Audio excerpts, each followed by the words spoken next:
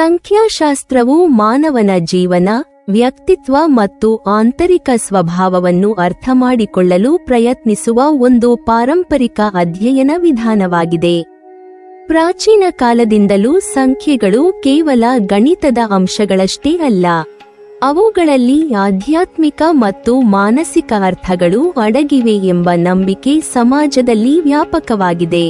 ವಿಶೇಷವಾಗಿ ವ್ಯಕ್ತಿಯ ಜನ್ಮ ದಿನಾಂಕವನ್ನು ಆಧಾರವಾಗಿ ತೆಗೆದುಕೊಂಡು ಲೆಕ್ಕ ಹಾಕುವ ಮೂಲಾಂಕವು ಆ ವ್ಯಕ್ತಿಯ ಸ್ವಭಾವ, ಭಾವನಾತ್ಮಕ ಸ್ಥಿತಿ, ಸಂಬಂಧಗಳ ನಡೆ ಮತ್ತು ಜೀವನದ ದೃಷ್ಟಿಕೋನವನ್ನು ಪ್ರತಿಬಿಂಬಿಸುತ್ತದೆ ಎಂಬುದು ಸಂಖ್ಯಾಶಾಸ್ತ್ರದ ಮೂಲತತ್ವವಾಗಿದೆ. ಸಂಖ್ಯಾಶಾಸ್ತ್ರದ ಪ್ರಕಾರ 2, 11, 20 ಮತ್ತು 29 ರಂದು ಜನಿಸಿದ ಮಹಿಳೆಯರ ಮೂಲಾಂಕ 2 ಆಗಿರುತ್ತದೆ. ಈ ಸಂಖ್ಯೆಗೆ ಅಧಿಪತಿಯಾಗಿ ಚಂದ್ರನನ್ನು ಪರಿಗಣಿಸಲಾಗುತ್ತದೆ.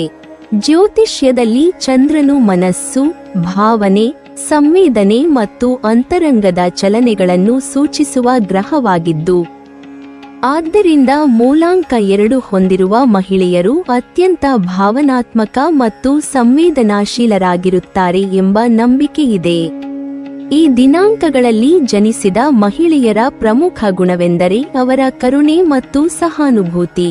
ಇವರು ಇತರರ ನೋವು, ಸಂಕಟ ಮತ್ತು ಮನಸ್ಸಿನ ಸ್ಥಿತಿಯನ್ನು ಬೇಗನೆ ಗ್ರಹಿಸುವ ಶಕ್ತಿಯನ್ನು ಹೊಂದಿರುತ್ತಾರೆ. ಯಾರಾದರೂ ಕಷ್ಟದಲ್ಲಿದ್ದರೆ ಸಹಾಯಕ್ಕೆ ಮುಂದಾಗುವ ಮನೋಭಾವ ಇವರಲ್ಲಿ ಸಹಜವಾಗಿಯೇ ಕಂಡುಬರುತ್ತದೆ. ಸಮಾಜದಲ್ಲಿ ಇಂತಹ ಮಹಿಳೆಯರು ಒಳ್ಳೆಯ ಸ್ನೇಹಿತೆಯರು, ನಂಬಿಕೆಯ ಸಹೋದ್ಯೋಗಿಗಳು ಮತ್ತು ಹೃದಯದಿಂದ ಬೆಂಬಲ ನೀಡುವ ಕುಟುಂಬ ಸದಸ್ಯರಾಗಿ ಗುರುತಿಸಿಕೊಳ್ಳುತ್ತಾರೆ. ಆದರೆ ಇದೇ ಭಾವನಾತ್ಮಕ ಸ್ವಭಾವವು ಕೆಲವೊಮ್ಮೆ ಇವರಿಗೆ ಸವಾಲಾಗಿಯೂ ಪರಿಣಮಿಸಬಹುದು.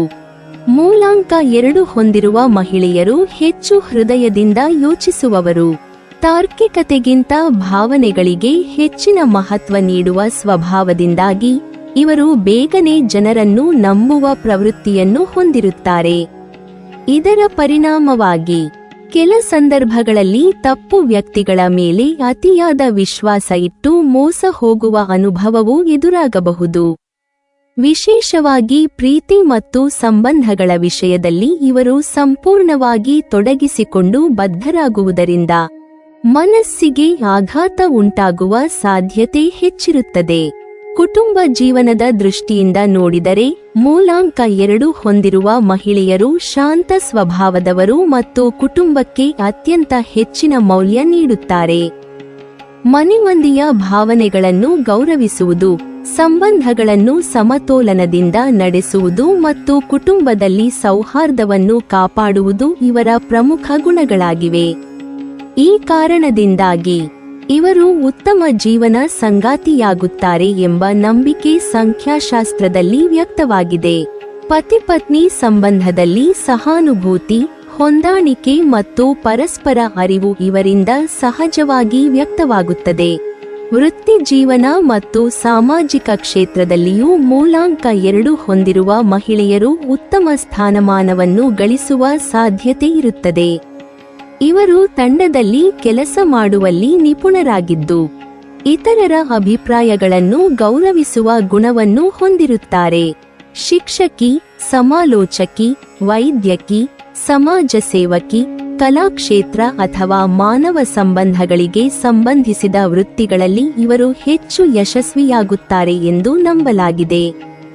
ಸಹೋದ್ಯೋಗಿಗಳೊಂದಿಗೆ ಹೊಂದಾಣಿಕೆಯಿಂದ ವರ್ತಿಸುವುದರಿಂದ ಸಮಾಜದಲ್ಲಿ ಗೌರವ ಮತ್ತು ನಂಬಿಕೆಯನ್ನು ಪಡೆಯುತ್ತಾರೆ. ಆದಾಗ್ಯೂ ಸಂಖ್ಯಾಶಾಸ್ತ್ರದ ಪ್ರಕಾರ ಮೂಲಾಂಕ 2 ಹೊಂದಿರುವ ಮಹಿಳೆಯರು ಜೀವನದಲ್ಲಿ ಹೆಚ್ಚು ಯಶಸ್ಸು ಸಾಧಿಸಲು ಒಂದು ಮುಖ್ಯ ಅಂಶವನ್ನು ಅಳವಡಿಸಿಕೊಳ್ಳಬೇಕು.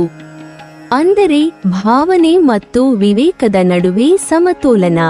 ಕೇವಲ ಮನಸ್ಸಿನ ಮಾತನ್ನು ಮಾತ್ರ ಕೇಳದೆ ಸಂದರ್ಭಾನುಸಾರವಾಗಿ ತಾರ್ಕಿಕವಾಗಿ ಯೋಚಿಸಿ ನಿರ್ಧಾರಗಳನ್ನು ತೆಗೆದುಕೊಳ್ಳುವ ಅಭ್ಯಾಸವನ್ನು ಬೆಳೆಸಿಕೊಂಡರೆ ವೈಯಕ್ತಿಕ ಹಾಗೂ ವೃತ್ತಿ ಜೀವನದಲ್ಲಿ ಸ್ಥಿರತೆ ಮತ್ತು ಸಂತೋಷವನ್ನು ಪಡೆಯಲು ಸಾಧ್ಯವಾಗುತ್ತದೆ.